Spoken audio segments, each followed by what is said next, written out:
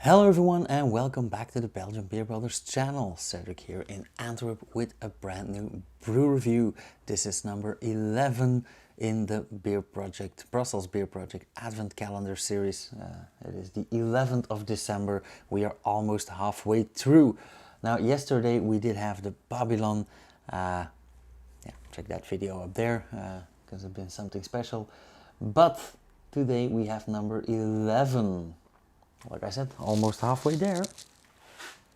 Number 11 is right here in the glass. And I like how this is a bottle because you can pull it right out.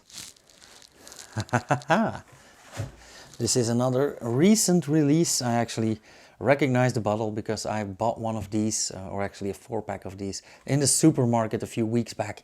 Because I didn't have any plans on buying this advent calendar again. This is the Yeti Bang. Now, I haven't been able to taste it yet.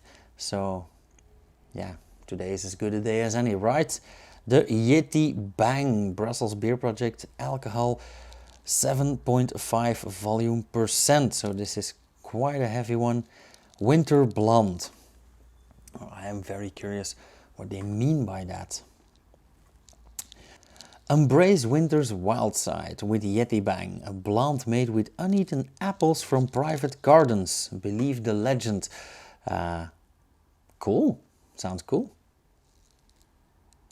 So a winter beer with apples. Pilsner Pure Local Malt, malted wheat and Cara 20. So this is a very pale beer and I like the addition of wheat in there. I actually kind of expected that.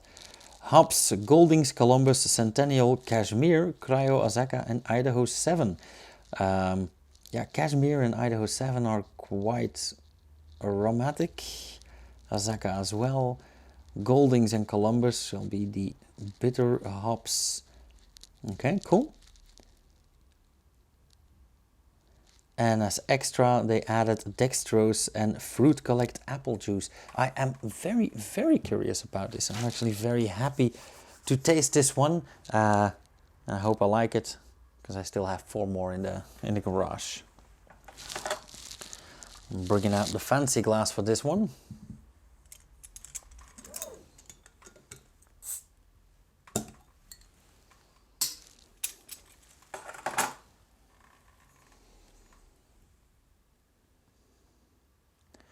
I'm very curious as to this will be more like cider or more like sweet, like an appetizer, or I actually have no idea what to expect.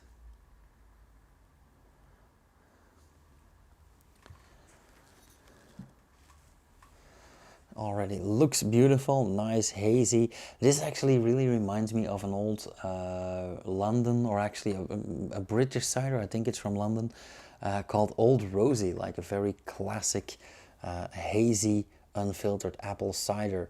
Of course, I am a bit biased now that I know there's apple in this. Okay, beautiful, beautiful color. This also reminds me of the unfiltered apple juice from Arco in Italy. And while saying all this, I realize I really have to travel more again. Anywho, beautiful, beautiful, almost orangey yellow color. I would call this ochre. Actually, I'm very much in tune today and yesterday. Lovely white head of foam. Okay.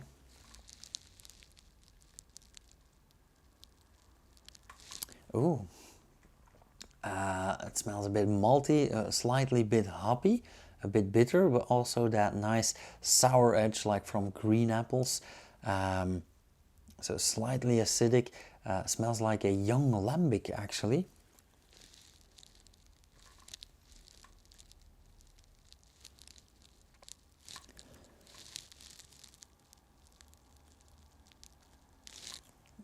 Yeah, very pleasant. You do smell the apple through there. Now I don't know how much of apple juice they've used, but I am getting real good vibes with this beer. So yeah, let's have a taste. Cheers.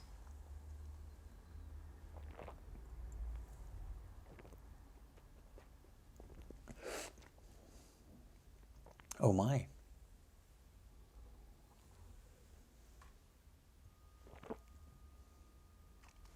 Oh wow, this is actually very nice. I would have expected to taste the apple first, but the apple is definitely in there, but very subtle. Actually, the first thing I tasted was a tiny bit of alcohol. It's quite boozy for a 7.5%er.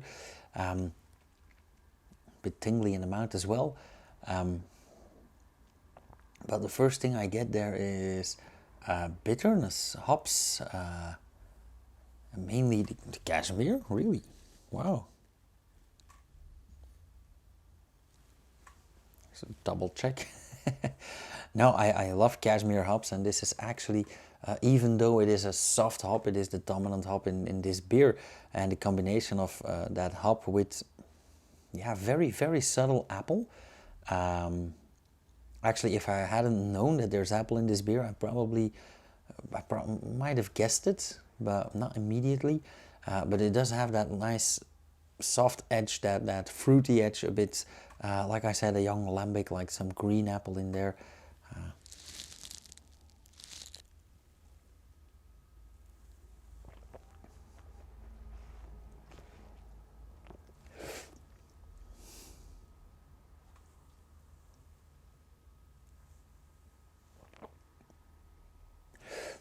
Yeah, definitely a great beer. And a very bold choice to choose this as a winter beer, but I get it. It feels like a wool blanket. Yeah, it's a tiny bit fruity. It does have that warm booziness to it. Yeah, absolutely a hit for me. And that's the thing with Brussels Beer Project. I often find that this, personally for me, as for my taste, it is a bit hit or miss. However, yeah, this is a definite hit. It also tastes a bit herbal in the aftertaste. I feel like there's a bit of clove in there as well.